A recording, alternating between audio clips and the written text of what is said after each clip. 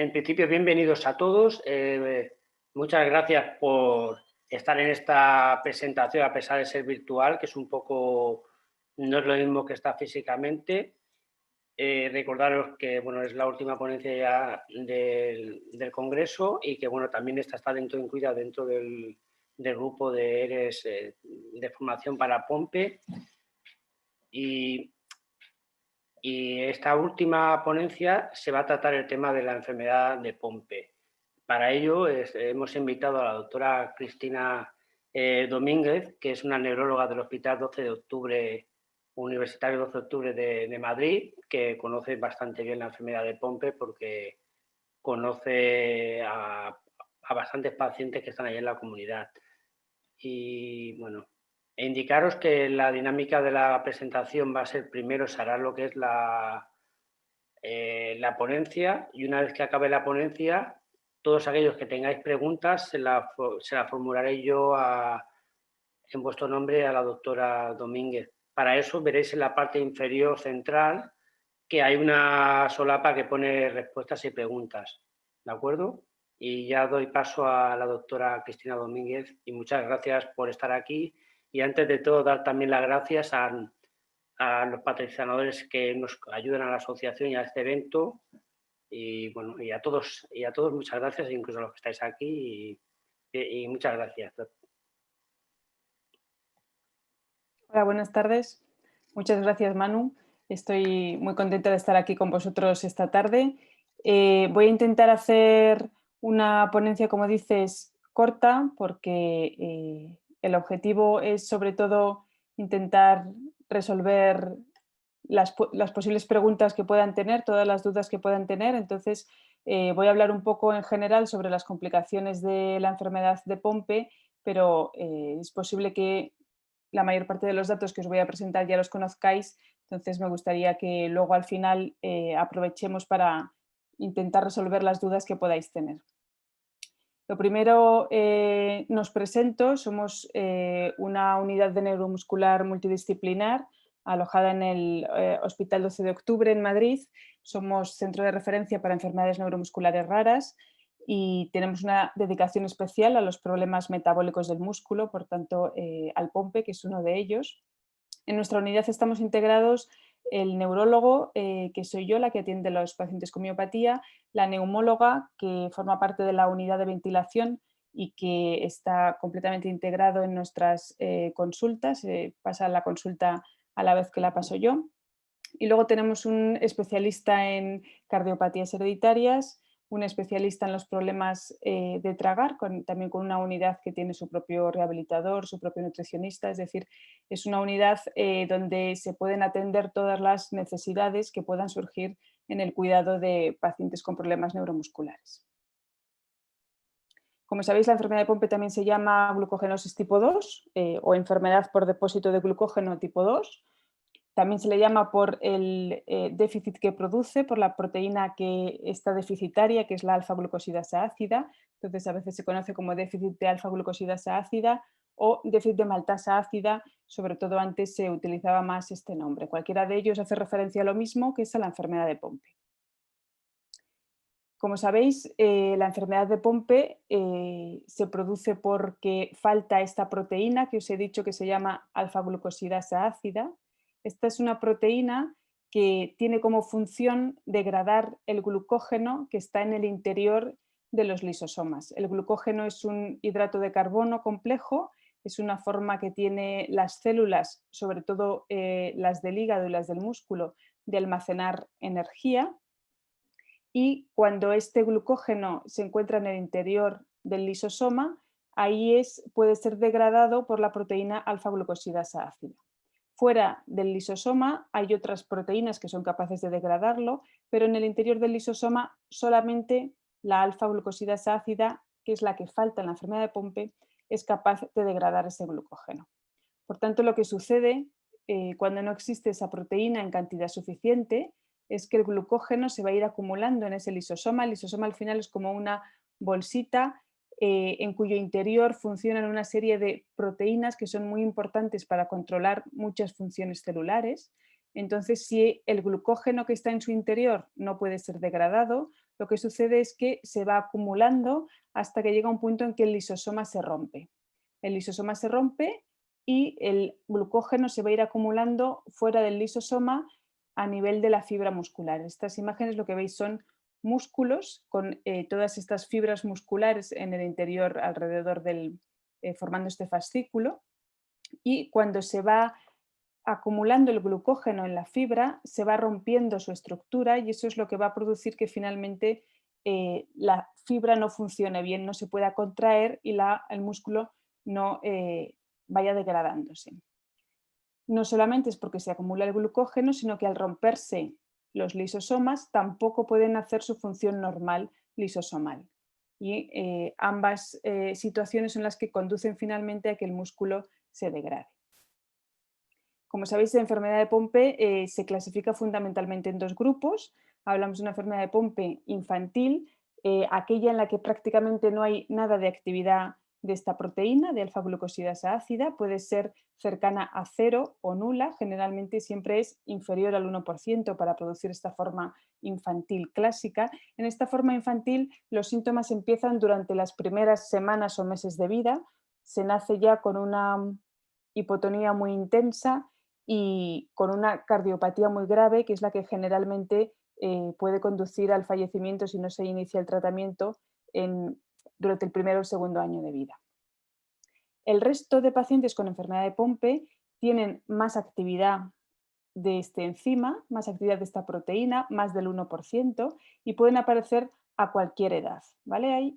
En estas formas se clasifican todas ellas como forma de enfermedad de Pompe de inicio tardío y agrupa todas aquellas que empiezan después del primer año de vida y no tienen esa cardiopatía grave. En consecuencia, hay formas de enfermedad de Pompe de inicio tardío juveniles, infantiles también, si no tienen esa cardiopatía, y formas del adulto.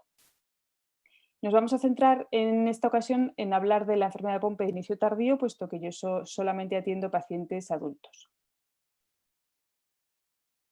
Esta enfermedad, como digo, puede aparecer en cualquier momento de la vida y se caracteriza por ser lo que nosotros llamamos como un espectro continuo de afectación, es decir, no se puede clasificar en función de la edad de inicio en enfermedades diferentes, sino que es la misma que sigue todo un espectro.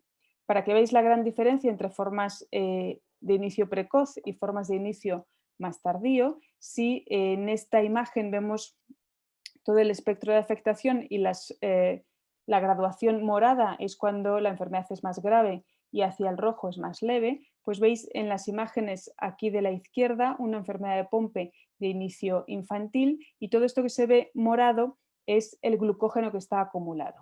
Aquí a la derecha veis las fibras musculares se distinguen mejor, tiene mucho menos morado porque tiene mucho menos glucógeno acumulado. Esta imagen que veis en blanco y negro es una imagen del músculo de microscopía electrónica. Un músculo de una apariencia bastante normal es el que veis aquí a la derecha de este paciente con una enfermedad de Pompe de inicio tardío, que veis que es el nombre de músculo estriado viene porque tiene este aspecto con estrías en un microscopio electrónico. Esta es una estructura prácticamente normal del músculo, aquí solo vemos algunas, veis aquí como unas burbujitas, que es donde está el glucógeno acumulado y sin embargo en la enfermedad de Pompe de inicio infantil veis esta imagen que debería ser de un músculo con esta estructura estriada como de la derecha y que no se distingue las fibras musculares normales. Los principales síntomas de la enfermedad de Pompe del adulto son, por tanto, problemas musculares que son progresivos y que afectan sobre todo a la parte que nosotros llamamos más proximal, es decir, a las cinturas de escapular y pélvica, es decir, a los brazos y a las piernas. Afecta sobre todo, pues al inicio es más en las piernas, con problemas para levantarse de asientos que estén muy bajos, para subir escaleras, para correr, para levantarse del suelo, y más adelante puede afectar a los brazos con problemas para coger pesos, para levantar los brazos y hacer maniobras por encima de la horizontal. Y se afecta mucho también toda la musculatura del tronco, llegando a tener incluso una marcha un poco alterada por falta de equilibrio debido a esta debilidad tan intensa de todos los músculos de la espalda. Una de las características más importantes de la enfermedad es que uno de los músculos que se puede dañar más precozmente son los músculos de la respiración. y por tanto puede producir una insuficiencia respiratoria, que es la complicación fundamental de la enfermedad que ahora veremos con más detalle. Aunque la enfermedad sea fundamentalmente muscular, como he dicho, está glucógeno hay en todos los tejidos y esta proteína es necesaria en todos los tejidos. Entonces, aunque el daño sea más intenso en el músculo esquelético, también se puede acumular a otros niveles y puede producir bien trastornos digestivos, como puede ser diarrea, problemas en la musculatura necesaria para tragar, problemas de incontinencia, problemas de pérdida de fuerza en la lengua, disminución de la audición, pérdida de la densidad ósea del hueso y un mayor riesgo de tener una fractura. Y se han descrito casos en los que si se acumula este glucógeno a nivel de las arterias o de los vasos sanguíneos, se pueden producir unas malformaciones que se dilaten un poco esas arterias. Ahora las iremos viendo con más detalle. O sea, como sabéis, el único tratamiento que existe ahora mismo autorizado es, y desde el año 2006 es el tratamiento con la enzima, la enzima recombinante que se pone por vía intravenosa cada 15 días en el hospital y que es un tratamiento que ha cambiado toda la historia natural de la enfermedad de Pompe infantil y que en la enfermedad de Pompe de inicio tardío ha demostrado que también es beneficiosa en la mayoría de los pacientes, ¿vale? Lo que ha demostrado es que prolonga la supervivencia, que retrasa la pérdida de la función motora, que estabiliza la función respiratoria. Y este tratamiento está indicado, es decir, hay que ponerlo tan pronto como se aparezca algún síntoma relacionado con la enfermedad. Es decir, tú puedes tener un diagnóstico de enfermedad de Pompe, pero sin que todavía se haya manifestado, sin que todavía tengas síntomas y en ese momento no estaría todavía indicado el tratamiento. Estaría indicando cuando aparezca pérdida de fuerza o algún dato de afectación de los músculos de la respiración. Por tanto, en esta enfermedad, ¿quién debe hacer el seguimiento? ¿Qué médico debe verte en función de estas complicaciones que os he comentado que se pueden tener? Pues lo ideal es que el tratamiento sea en una unidad multidisciplinar porque es necesario, por una parte, que te atiendan profesionales de distintos ámbitos y que actúen coordinados unos con otros, pero además hace falta un alto nivel de especialización, puesto que es una enfermedad muy poco frecuente y poca gente tiene suficiente experiencia como para tratarlos de forma adecuada.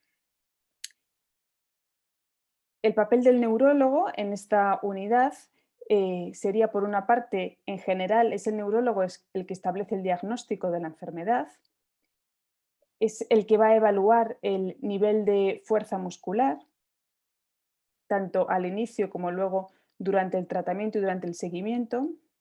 Es el que va a pedir un estudio más general para descartar que haya complicaciones fuera de los músculos. Generalmente es el que indica cuándo es necesario empezar el tratamiento y el que va a hacer el seguimiento para valorar la respuesta al mismo. Y en la mayor parte de las ocasiones es el coordinador de los cuidados, es decir, es el que va a estar atento a si aparecen síntomas que sugieran alguna complicación para derivar al paciente al especialista más adecuado.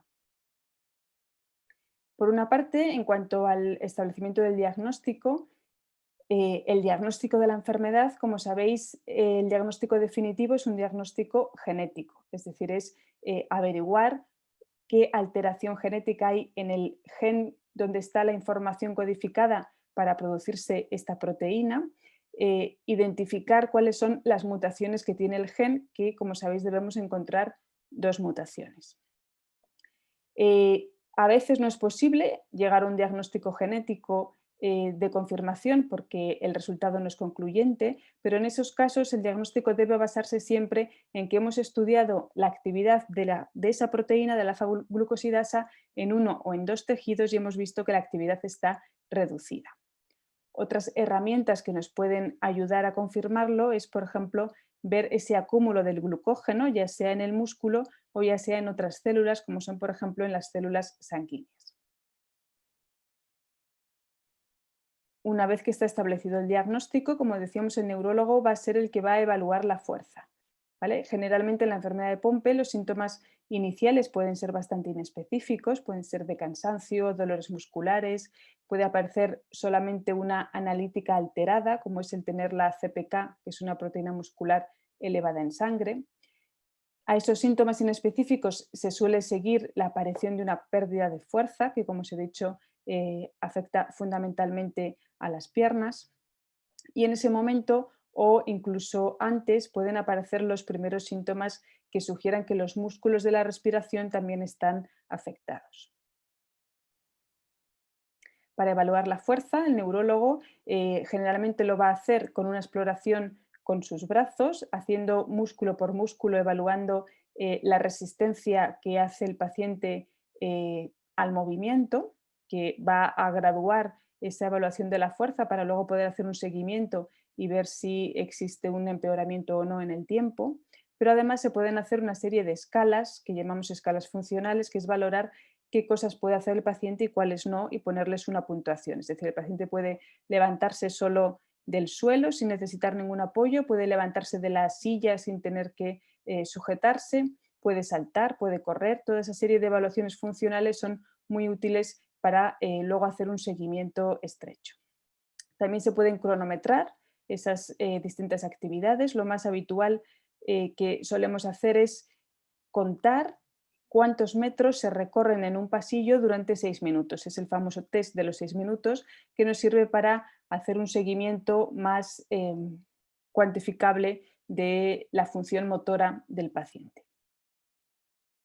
Otra manera de evaluar cómo están los músculos y su evolución con el tiempo es hacer una resonancia muscular. La resonancia muscular la podemos hacer del cuerpo entero, viendo todos los músculos del cuerpo, o la podemos hacer solo de las piernas, que es lo más habitual. En esta imagen que veis distintos cortes a distintas alturas del cuerpo, lo que veis aquí, por ejemplo, en la imagen de aquí abajo del todo a la derecha, veis unas piernas, es decir, a la altura de por debajo de la rodilla. Estas dos imágenes son tibia y peroné. Lo que veis blanco en la periferia es la grasa normal que hay debajo de la piel y en el interior de color gris están los músculos. Este aspecto es de un músculo normal. Sin embargo, a medida que el músculo se va dañando, se sustituye el tejido muscular normal por grasa. Y vemos como, por ejemplo, en esta otra imagen a la izquierda de la anterior, donde en lugar de ver músculo normal, lo que vemos es un aspecto blanquecino porque se ha ido infiltrando por grasa. Pues bien, nosotros podemos ver todos los músculos del cuerpo o los músculos de las piernas, ver cuánta grasa está infiltrando los músculos y ver con el paso del tiempo si se mantiene igual o si empeora.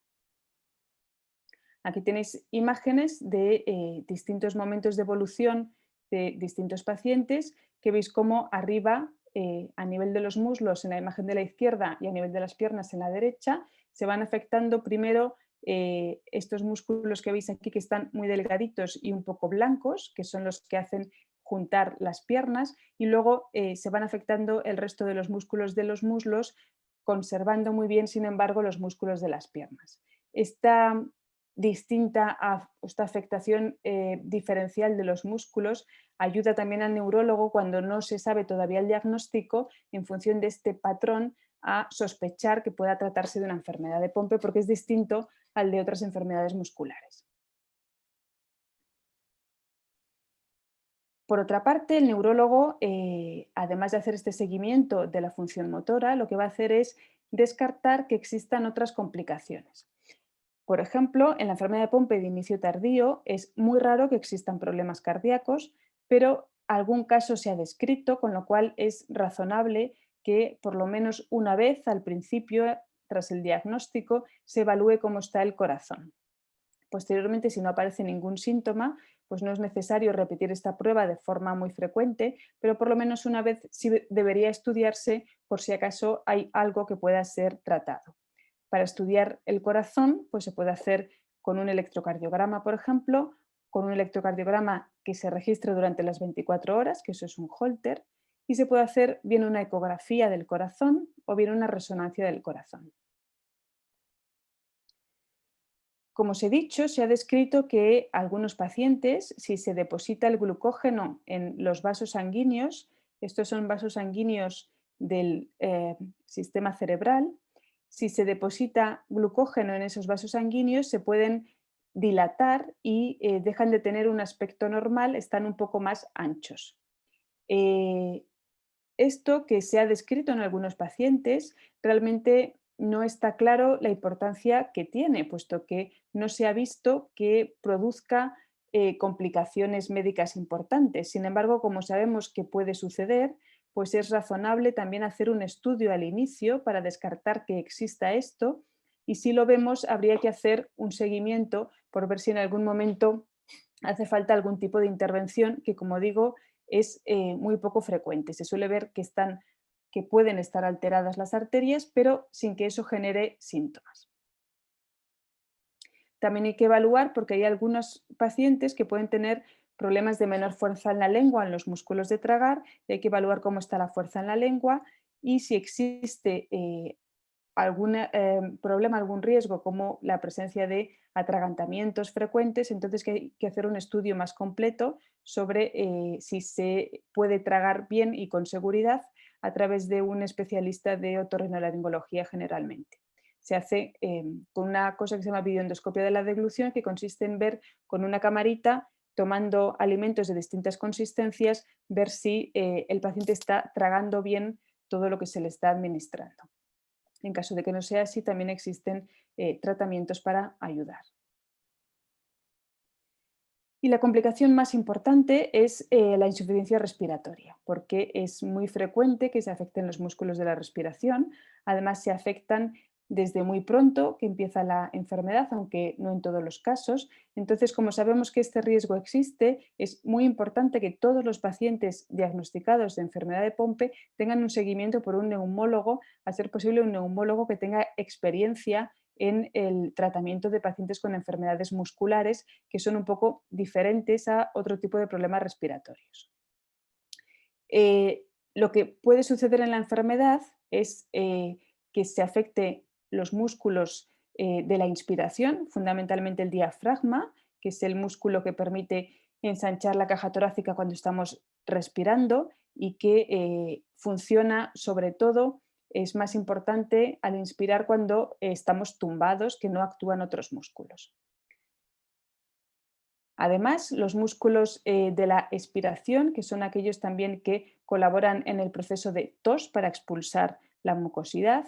Si hay un problema de tos porque hay una debilidad de los músculos que ayudan a toser, entonces se pueden desarrollar complicaciones respiratorias porque se favorezca que aparezcan infecciones como neumonías al no poder expulsar bien la mucosidad.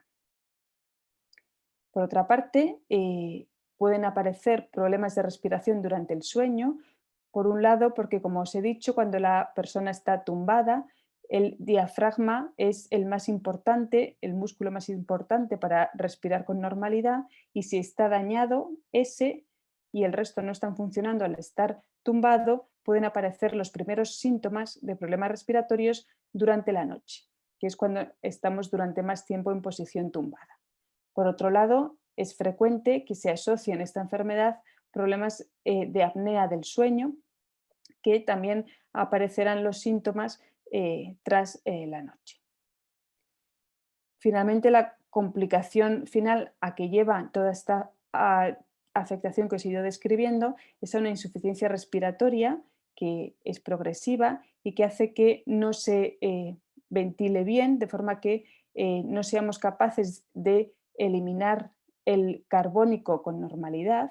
Nosotros inspiramos el oxígeno, eliminamos el carbónico. Si los músculos no funcionan bien, lo que sucede es que se retiene ese carbónico. Si se retiene ese carbónico, que es una cosa que se llama hipercapnia, eso es lo que tiene como consecuencias un mayor cansancio durante el día, dolores de cabeza y lo que puede ser peligroso porque puede alterar el centro respiratorio.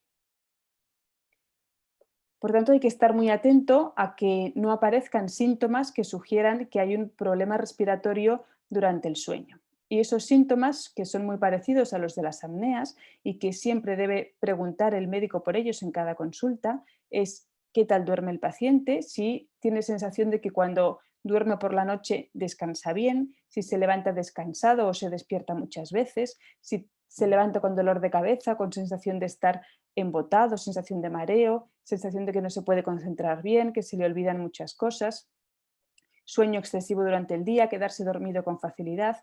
Todo eso está indicando que durante la noche no se está haciendo bien la respiración debido a cualquiera de estos dos problemas, o a las apneas o a la debilidad del músculo diafragma, y es un indicio de que hay que hacer un estudio más profundo, porque en caso de detectarse un problema de apneas o un problema de debilidad de los músculos de respiración, hay tratamientos muy efectivos. Las pruebas que se hacen para valorar cómo está la función de los músculos respiratorios, pues son las pruebas que se hacen como la espirometría que veis en esta imagen. La capacidad vital es muy importante, además de hacerla sentado, hacer una capacidad vital tumbado, porque, como os he dicho, es la mejor forma de ver cómo funciona el diafragma, ¿vale? Entonces, hay algunos centros donde no se hace esta práctica, pero es importante evaluar la capacidad vital también cuando se está tumbado, porque es lo que se va a afectar en primer lugar.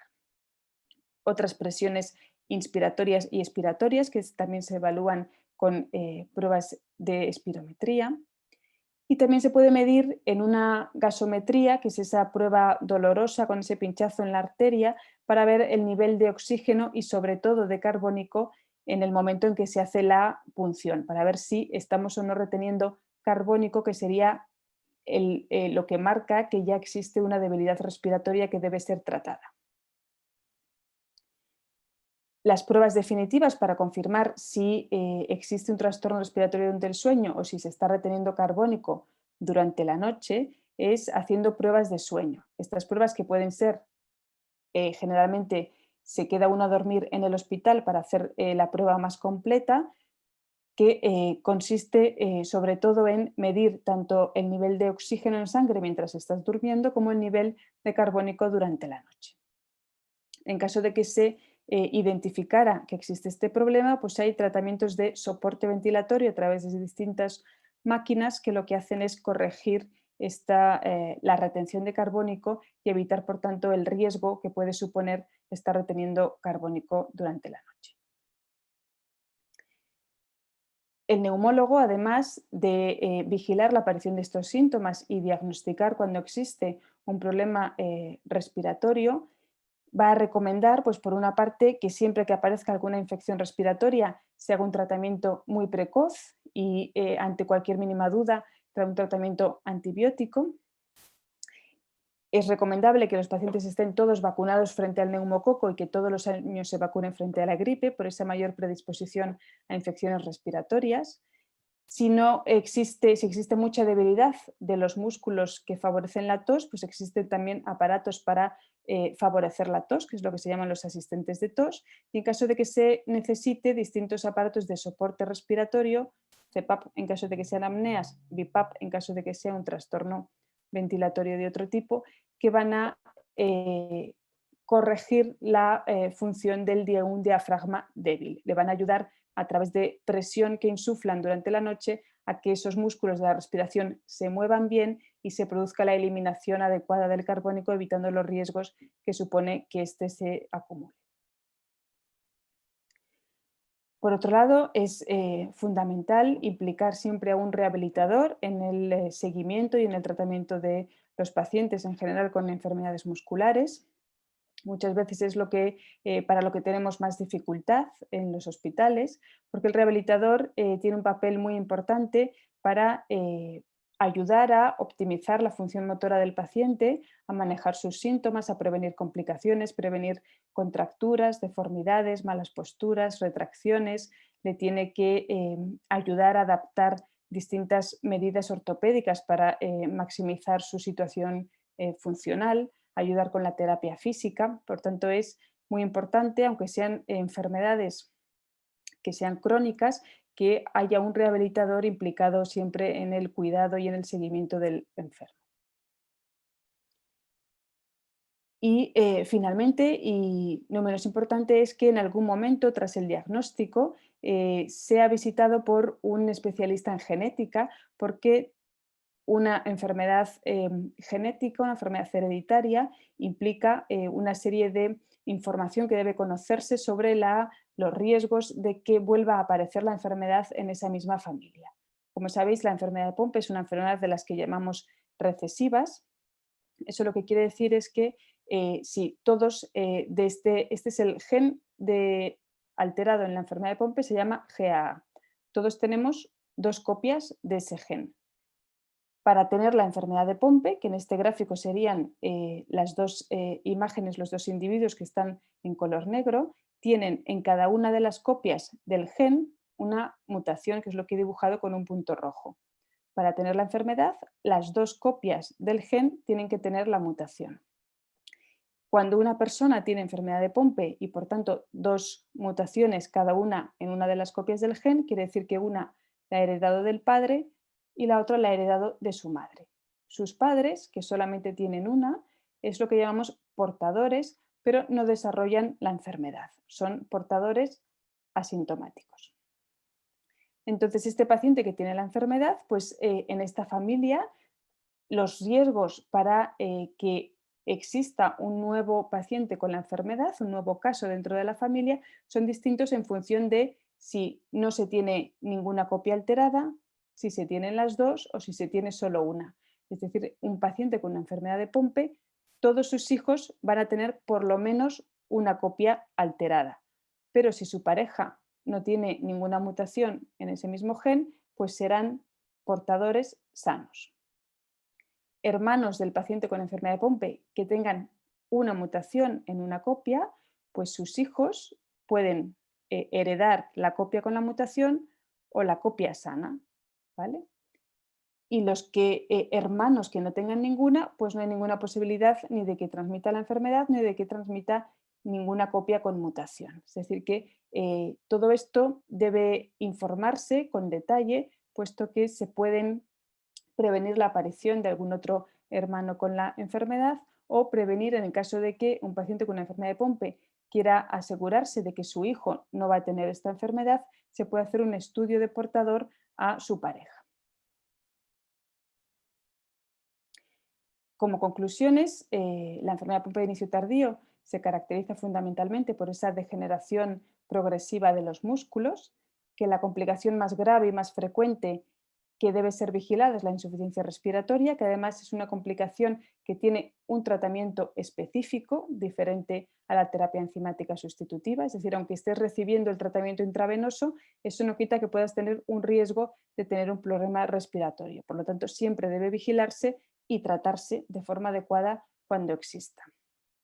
Lo más recomendable es que el seguimiento se haga en una unidad multidisciplinar que esté especializada en problemas musculares y que estén bien coordinados entre sí los distintos profesionales, y que una vez que se empieza el tratamiento hay que hacer un seguimiento porque hay que evaluar cómo es la respuesta al tratamiento, si la respuesta es buena o si no existe respuesta al tratamiento, porque hay un pequeño grupo de pacientes, menos de una tercera parte, que pueden no beneficiarse de la medicación.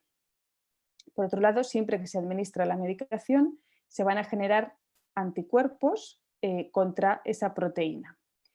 Esos anticuerpos hay que hacer un estudio con cierta frecuencia para ver que no estén muy elevados, porque en aquellos pacientes que no respondan a la medicación, si vemos que tienen los anticuerpos muy altos, esa puede ser la causa. Por tanto, siempre hay que hacer una monitorización, un seguimiento estrecho de cómo se responde a la medicación y además evaluar, entre otras cosas, la presencia o no de anticuerpos. Muchas gracias por vuestra atención. Quedo ahora disponible para que me preguntéis todo lo que queráis. Muchas gracias, Cristina, por la presentación. Ha sido bastante amena, has tocado casi todo, bueno, yo creo que casi todo lo relacionado con la enfermedad de Pompe. Y bueno, la gente está interactuando porque está haciendo bastantes preguntas, así que yo creo que vamos a estar hoy en el tiempo porque hay muchas preguntas. A ver, estoy haciendo más o menos, intentaré por temas, porque así intento agrupar las que son respiratorias, las que son de tratamiento y demás. Entonces, preguntan que desde qué punto el tratamiento sustitutivo es eficiente y cuál es el porcentaje máximo de anticuerpos para que sea aconsejable el tratamiento. No sé si... El tratamiento enzimático en la forma de inicio tardío es beneficioso en más de 2/3 partes de los pacientes, porque aunque no exista una mejoría clara, lo que sí ha demostrado es que por lo menos consigue estabilizar la enfermedad y que no se siga empeorando. Entonces, no empeorar bajo el tratamiento ya es un dato de que el tratamiento está funcionando de alguna manera, ¿vale? Todos los pacientes o prácticamente todos a los que se les pone el tratamiento generan anticuerpos. Eso es lo esperable porque es una proteína que no tienen, se le administra una proteína extraña al cuerpo y el cuerpo reacciona. Pero esos anticuerpos, que generalmente estarán en torno a 500.000 unidades, no se ha demostrado que en el caso de los adultos, aquí en este caso es muy distinto al POMP infantil, en el caso de los adultos esos anticuerpos no neutralizan el efecto del tratamiento ni son peligrosos. Entonces, no hay un nivel umbral que debamos evaluar, sino que en caso de que veamos que no funciona la medicación y el anticuerpo está cada vez más alto, pues hay que plantearse si no estará influyendo en el beneficio del fármaco. Bueno, esta misma persona preguntaba en relación de lo que tú has comentado, pero bueno, me imagino que lo acabas de decir, preguntaba si el nivel es muy elevado del rechazo al miocimio porque el anticuerpo, si es aconsejable por ese tratamiento. Pero bueno, eso en principio Si es acabas de comentar. aconsejable, quieres Si decir tiene, si tiene, mantenerlo. sí, mantenerlo. Sí, sí, por supuesto. Sí. Aunque haya anticuerpos, el tratamiento debe mantenerse. Después, una pregunta. Normalmente los pomper adulto tenemos un proceso de degeneración muy lento. Me imagino que cuando en etapas jóvenes, cuando somos jóvenes, aunque tengamos una CK muy alta de 2000, por ejemplo, me imagino que el músculo se va regenerando por las células satélites o por el sistema del propio cuerpo. Entonces, mi pregunta es si hay alguna opción para aumentar o hacer que el cuerpo, con células satélite, con otro tipo de células, intente recuperar parte del tejido muscular, es decir, como doparlo. Esa es una de las vías que hay de investigación, que es precisamente intentar que se regenere mejor el músculo, pero hasta ahora en principio no hay nada que esté muy adelantado en ese sentido para que pensemos que puede haber algún fármaco con ese mecanismo en los próximos años, pero es una de las vías de investigación. Vale. Preguntan también cuánto tardan los hidratos de carbono en llegar al lisosoma desde que se ingieren. Ni idea. De todas maneras, la pregunta, bueno, para que he realizado la pregunta, es que la pregunta es compleja porque los hidratos de carbono también depende si son de lenta absorción. Hay unos que no todos funcionan de la misma manera, es decir, que... Claro, es que es muy complejo, eso no se puede saber, porque realmente el glucógeno es como al final cómo se acumulan distintos hidratos de carbono que vienen de distintas zonas y ni siquiera sabemos muy bien qué pinta el glucógeno en el interior de los lisosomas, porque el glucógeno, que es una fuente de energía, habitualmente la energía que saca la célula del glucógeno lo hace cuando está en el citoplasma suelto en la célula. El que ya está dentro del lisosoma no sabemos muy bien qué función tiene en la célula, que alguna tendrá, pero no es muy conocida. Entonces, una relación entre lo que se come y lo que se llega al lisosoma no existe, esa relación no la conocemos. De hecho, no está demostrado que una dieta baja en hidratos de carbono haga que la evolución sea más lenta. Eso me temo que no es conocido. Bueno, el tema de dietas es un tema que no has tratado, que es bastante complejo, que Sí, también preguntan, pero sí que es verdad que yo, por lo que información que tengo, bibliografía al hay muy poca. respecto hay muy poca y hay estudios, pero que no hay nada que sea experiencias particulares que han probado cosas. Sí, se dice que bajar un poco el porcentaje de hidratos de carbono de la dieta y tener un poco más de porcentaje de proteínas. Hay algunos casos donde se ha estudiado y podría ser beneficioso en combinación con ejercicio, pero no hay nada muy estudiado ni muy claro en ese sentido. Tengo tantas preguntas que estoy intentando empaquetarlas, ¿no? Referente al tema de la respiración, la gente que tiene, por ejemplo, una traqueotomía, esto se puede también, pueden hacer las pruebas, no sé si están preparados los centros para hacer pruebas para todo el mundo o solamente cuando tienes un sistema respiratorio normal, porque las pruebas son de soplado, claro, tienes una traqueotomía. Una No vez que sé. está hecha una traqueostomía no se hacen estas pruebas funcionales respiratorias, ya se sigue, se evalúa el problema respiratorio con otras pruebas, por ejemplo, con la gasometría o con con el nivel de carbónico. Ya no se hacen las pruebas funcionales una vez que está hecha la traqueostomía. Esta es más compleja la pregunta, pero bueno, es más compleja porque se afecta a un niño. Están preguntando en el caso de un niño de año y medio, cómo se le pueden hacer las pruebas de capacidad y cómo se puede determinar también la apnea en el caso de tenerlo. En el caso de las pruebas de función respiratoria, hasta más o menos los 10, 11 o 12 años no se pueden hacer porque requiere una colaboración muy importante del paciente. Vamos, un niño pequeño no lo puede hacer. Entonces, ver si hay problemas respiratorios en los niños se hace, pues, por una parte, con los estudios de medir el nivel de oxígeno y de carbónico en sangre, y luego lo de las apneas se hace con estudios de sueño en el hospital. Bueno, eso va como en el adulto entonces, que también tienes que hacer las pruebas del sueño. También centrándome en el tema del tema de las pruebas de capacidad respiratoria, comenta una paciente que ella, por ejemplo, cuando le han hecho la última prueba, no le han actualizado el peso y hay una diferencia, comenta, de 7 kilos. ¿Esto influye o no influye?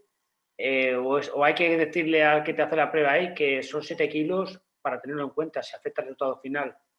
Cuando se hace una espirometría, siempre se pesa al paciente porque se calcula la capacidad vital en función del peso. Entonces, cuando se hace una espirometría, siempre se pesa al paciente y se ajusta por peso. En tal caso, me imagino que la persona debería, no sé, o ir al paciente o hacer una queja, porque sí que es verdad que yo puedo decir que siempre que me la han hecho, lo primero que me hacen es medirme y pesarme. Claro, porque luego Según se el protocolo, ajusta, sí. claro. Si no, no Eh, pueden medir los parámetros sin el peso y la altura, claro. Has comentado una cosa que me parece muy importante, que es el tema de la rehabilitación, tanto física como de respiratoria, de hacer ejercicios. El problema que tenemos, creo yo, la gran mayoría de enfermos de POMPE es que eso que es recomendable, muchas veces acceder en el sistema sanitario es bastante complejo. Entonces, mi pregunta es, ¿esto es solo, basta solo con pedirlo a tu neurólogo o internista, si depende, o esto como, porque Claro, esto es en el 12 de complejo? octubre también hay un problema con esto. Yo le he contado lo que debería hacerse, no quiere decir que esto se haga en el 12 de octubre. En el 12 de octubre, como os he dicho, os he comentado todos los profesionales que hay en la unidad multidisciplinar y no he mencionado al rehabilitador, porque no tenemos a ningún rehabilitador todavía. Espero que lo tengamos con un interés especial en este tipo de enfermedades y que haga un seguimiento a estos pacientes, porque es una parte fundamental del tratamiento y ahora mismo la Seguridad Social no cubre el tratamiento de pacientes crónicos. Entonces, esto es un problema grave que la fisioterapia tampoco la cubre, que no sé cómo se puede resolver, pero es común a todos los centros, yo creo. Quien lo Sí, indica sí. además es el rehabilitador. El neurólogo no puede decir, quiero que hagáis este paciente fisioterapia. No, es una competencia exclusiva del médico rehabilitador.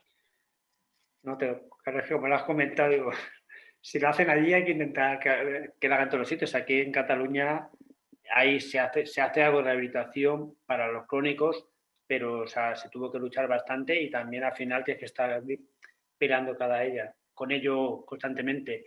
En el tema de lo que es la genética, está claro que todos los enfermos de Pompe tenemos dos mutaciones. O la misma 2 veces. Dos veces. Entonces, mi pregunta es, normalmente puedes tener que sea una mutación, sea agresiva, otra leve, otra no. Entonces, ¿cómo se sabe o no sé si hay un estudio cuál es la que predomina de las dos? Porque muchas veces puedes tener las dos y al final no manifestar un pompe agresivo de adulto, aunque tengas una mutación de ellas agresiva. ¿Esto es debido a algo o...? Pues es algo que todavía se está estudiando porque no está muy claro. Sí sabemos que la mutación más frecuente que tienen la mayor parte de los pacientes con un POMPE tardío, que es esa mutación menos 13, la mutación intrónica, que es la más común, esa se sabe que disminuye un poco el nivel de la proteína, pero no lo disminuye del todo. Y que en combinación con otra, pues suele dar una forma más leve. Sin embargo, esa otra segunda mutación, pues aunque sea más agresiva, eso no explica siempre que tengas un POMPE más grave o menos grave. O sea, no está, todavía está en estudio. Preguntan si existe algún signo que nos indique cuál va a ser el pronóstico y la evolución de la enfermedad. Es decir, sabemos que puede ser positivo, pero ¿hay algunas muestras que te indiquen o que podamos deducir que un paciente va a tener una velocidad de degeneración mayor o no? ¿O eso es, se desconoce las causas de la degeneración, la velocidad? Ahora mismo sabemos que la evolución es distinta en cada paciente, es muy heterogénea, algunos van más rápido, otros más despacio, otros no llegan a desarrollar la enfermedad aunque tengan la actividad reducida y todavía no conocemos ningún marcador que nos ayude a distinguir qué pacientes van a ir peor de los que van a ir mejor. Pero es otra cosa de la que se está investigando, pero aún no utilizamos ningún marcador en el día a día que nos ayude a distinguir los graves de los menos graves. Y en lo que es en la evolución de la enfermedad, si influye o en qué medida puede influir el tema de la alimentación, el tema también de hacer una vida, un ejercicio, es decir, el tema de hacer una vida o intentar trabajar el ejercicio físico de manera ordenada y una alimentación lo más sana posible, ¿eso se sabe que mejora o se sabe que mejora pero sin haber estudios o es recomendable o no es recomendable? Hay algunos estudios, pocos, porque los estudios que hay son con muy poquitos pacientes, pero hay estudios que combinan una dieta con un mayor porcentaje de proteínas y menor de hidratos de carbono con un ejercicio, fundamentalmente un ejercicio que llamamos aeróbico, moderado, y que en los pocos casos que se ha estudiado bien, pues sí que parece que mejora la función motora de los pacientes, puede mejorar un poco su rendimiento físico, su resistencia y disminuir el cansancio del día a día. Entonces, sí es recomendable que sea ejercicio físico, un ejercicio que no debe ser muy intenso, sino algo moderado, pues por ejemplo un ejercicio que te permita estar hablando mientras estás haciendo esa actividad física. Es una forma de ver que no es demasiado intenso, que tú puedes seguir hablando mientras lo haces. Lo más importante es que lo hagas de forma regular, 2 o 3 veces por semana, o sea que tienes que intentar buscar un ejercicio que te guste hacer porque es muy difícil ser constante en la actividad física, o sea que si te empeñas en hacer algo que no te gusta, pues vas a fracasar. Entonces busca un ejercicio que te guste y hazlo de forma regular. Lo de la dieta, la verdad es que no está tan claro. Yo recomendaría una dieta sana, sin muchas restricciones, porque también es complicado mantener eso mucho tiempo.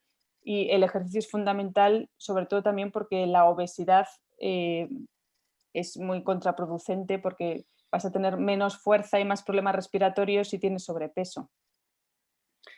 En lo que es el seguimiento de los pacientes como consecuencia del COVID, ¿sabes si los que son los neurólogos o internistas que lleváis pacientes, si habéis observado que el paciente ha podido tener una evolución negativa por bien por no poder hacer un ejercicio habitual, es a ir a casa, o bien también porque hay algunos pacientes o muchos pacientes que a lo mejor por el tema del COVID ha visto que no se le ha podido a lo mejor administrar el tratamiento una o dos veces?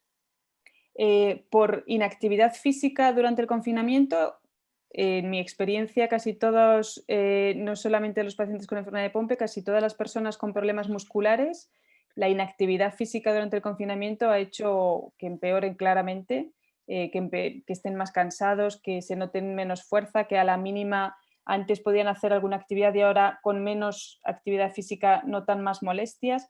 Ha habido un empeoramiento claro por la inactividad física, eso seguro. Por no ponerse una o dos dosis puntuales, no creo que influya demasiado en la evolución. Otra cosa es si te estás 3 meses sin tratamiento, pero faltar alguna dosis única, no creo que eso influya demasiado. A ver, es una pregunta sobre el dolor. hay muchos enfermos de POMPE que no tienen dolor, otros que sí. Y yo tengo dolor crónico desde hace muchos años, ya he vivido con él, pero hay una paciente que explica que ella tiene dolores en las partes inferiores, sobre todo cuando se toca y al moverse desde hace 3 años, que desde que toma el miocime, si es normal o no es normal. Pasa que Pues no indica la intensidad tampoco. tener molestias musculares, es verdad que como tú dices, hay pacientes que no tienen nada de dolor y otros que tienen molestias musculares, que tienen agujetas, que tienen sensación de presión en los músculos.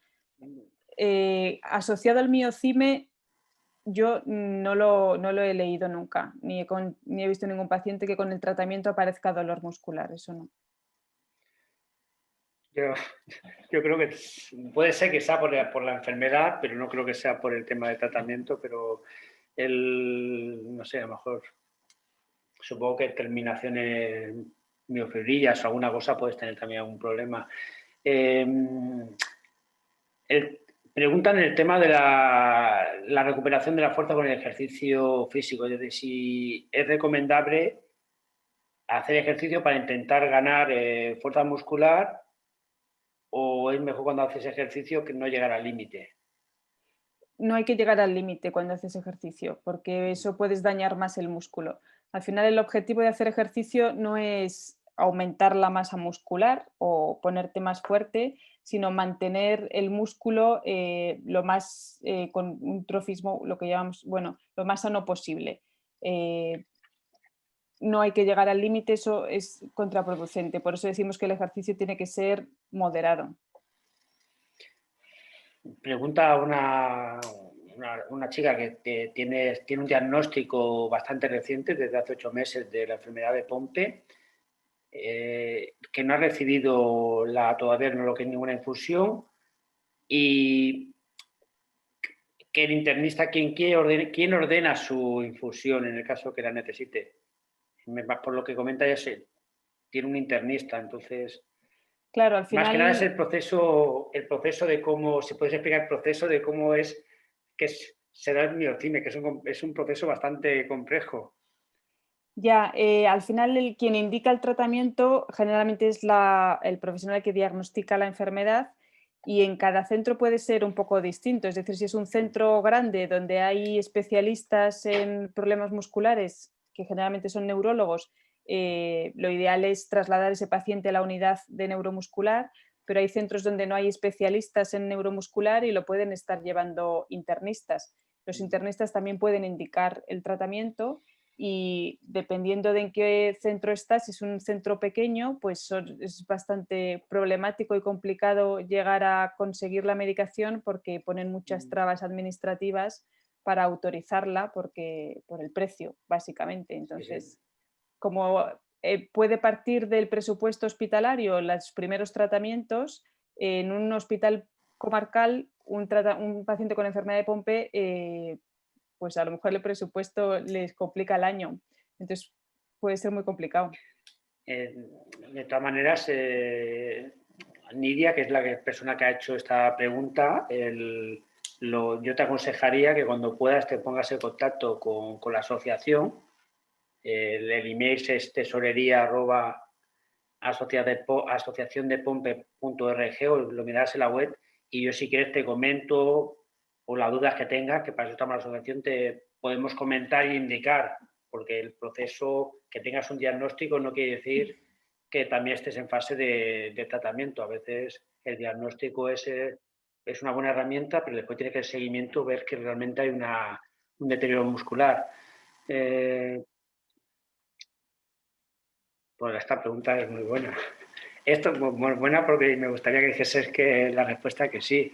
Preguntan si es totalmente irreversible el deterioro muscular del músculo afectado. Si ¿Y es qué totalmente tiempo? reversible. Irreversible, sí es irreversible. ¿Y qué tiempo de vida tiene cada dosis? El tiempo de vida de cada dosis es muy bajo.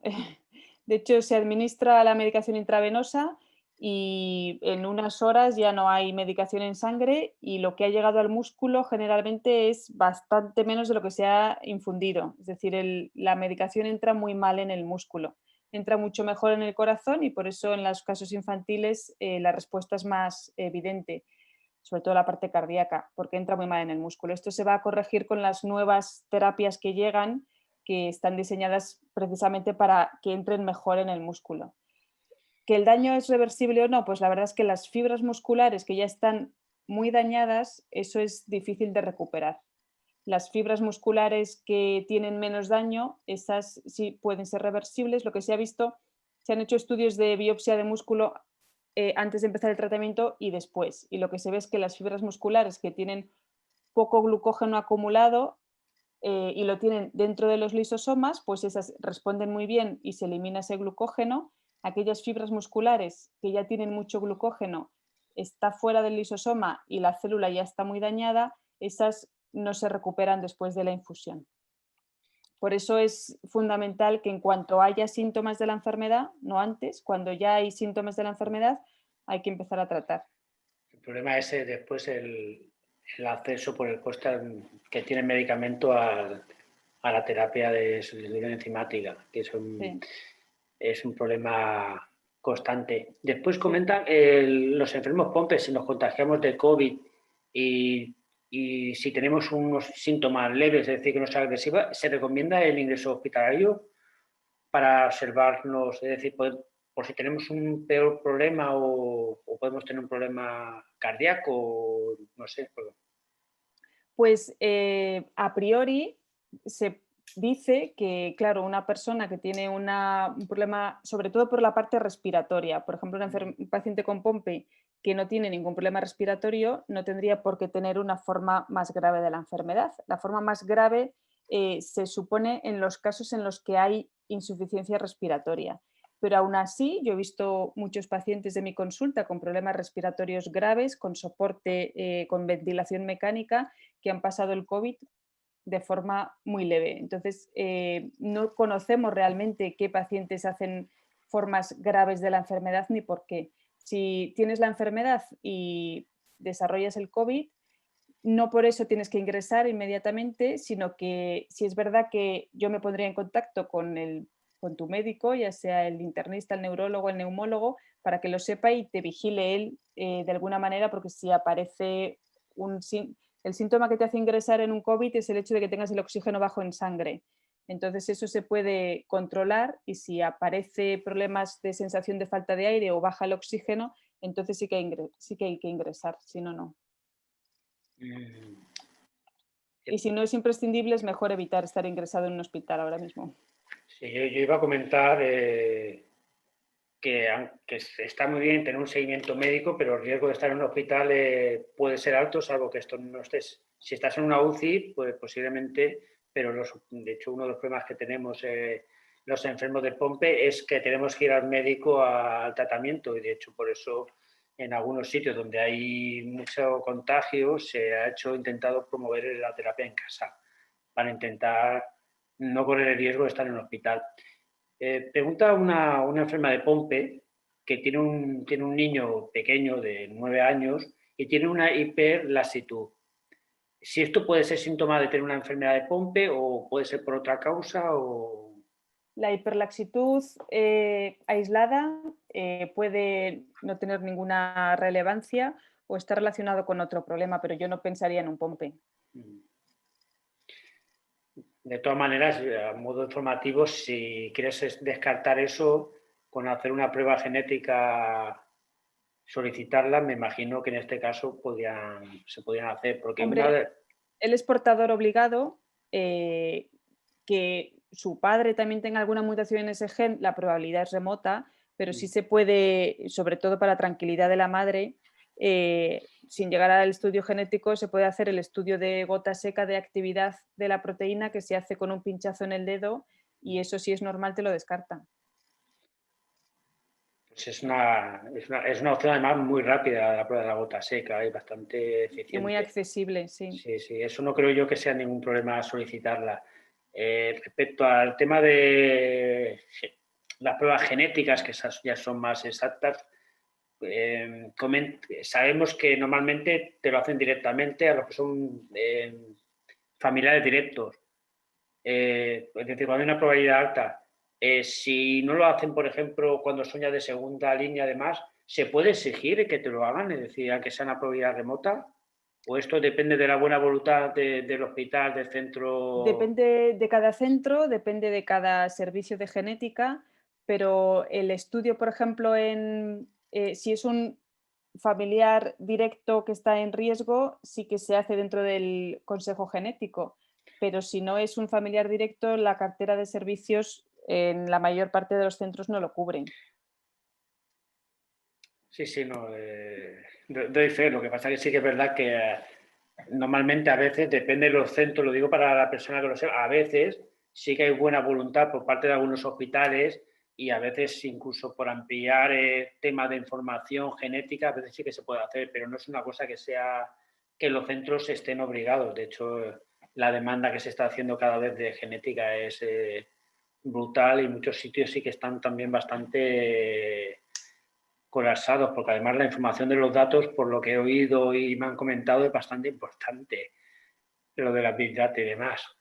Sí, sí. Estoy aquí, vale, está. Vale. No, lo que comentábamos antes de la prueba seca, la persona comenta que está en ello y está esperando la respuesta. ¿Está previsto en breve las nuevas terapias que sean más eficientes, más eficaces? Pues están en fases ya muy avanzadas de investigación y ya han demostrado mayor eficacia que el miocime. Lo único que pasar a la fase de que esté accesible en el mercado, pues a lo mejor puede pasar un tiempo, pero están muy avanzadas y ya hay resultados y hay resultados positivos y comparativos con el miocime que son mejores, las nuevas, sí. Sí. Y más caras seguramente.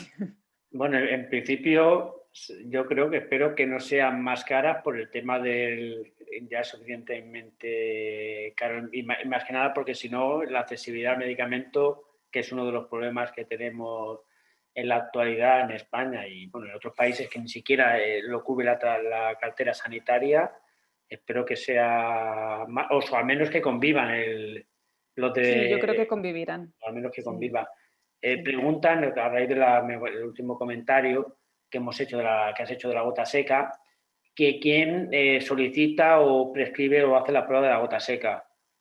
Pues lo puede hacer el neurólogo, el internista, en realidad lo puede pedir cualquiera. Mm, Suele estar ya en todos los hospitales. mm. De todas maneras, la persona que ha hecho la pregunta me conoce.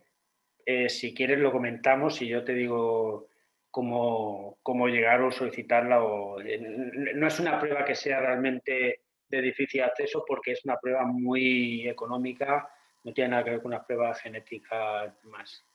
Entonces, bueno, creo que no me deja muchas preguntas. En principio era una hora, hemos estado un poquito más, no mucho más. Yo me equivoqué, que la última vez que hablemos te comenté que a lo mejor siendo las últimas ponencias no iba a haber muchas preguntas, pero bueno, han participado mucho. Muchas gracias a todos por participar. Muchas gracias a ti por estar con nosotros. Un placer. Este año teníamos pendiente vernos físicamente porque el congreso, estabas invitada al congreso que íbamos a hacer en Madrid, pero que bueno, que el congreso espero que el año que viene lo podamos hacer en Madrid como estaba previsto y bueno, yo espero verte y bueno, a ver si el año que viene los temas sobre todo de medicamentos de segunda generación que se están realizando son más provechosos, hay mejores y bueno, y también para si nos puedes contar más cosas, porque como estás siempre en cosas de... Tú estás muy En todos los activa, líos, estoy en todos los líos. muy activa, pues a ver si nos puedes contar. Y muchas gracias. Y Por bueno, te supuesto. doy otra palabra para que te despidas, puesto que eres la invitada principal. Y muchas gracias por todo. Bueno, muchas gracias por invitarme. Yo encantada de poder resolver todas las dudas. De hecho, está mi correo electrónico en la presentación. Me podéis contactar para consultarme lo que queráis. Pues bueno, Nos muchas vemos de gracias. presencia en breve. Sí, sí, no, yo, supongo que lo haremos en septiembre, porque yo espero que la situación del COVID esté ya en septiembre con la vacuna, si esté al menos controlada, porque si no, a nivel social y de vida va a ser Bueno, Sí, terrorífico. muy bien, pues muchas gracias a todos por estar aquí y bueno, nos vemos Nos vemos pronto. lo antes posible. Un saludo. Cuidaos mucho. Hasta luego. Hasta luego.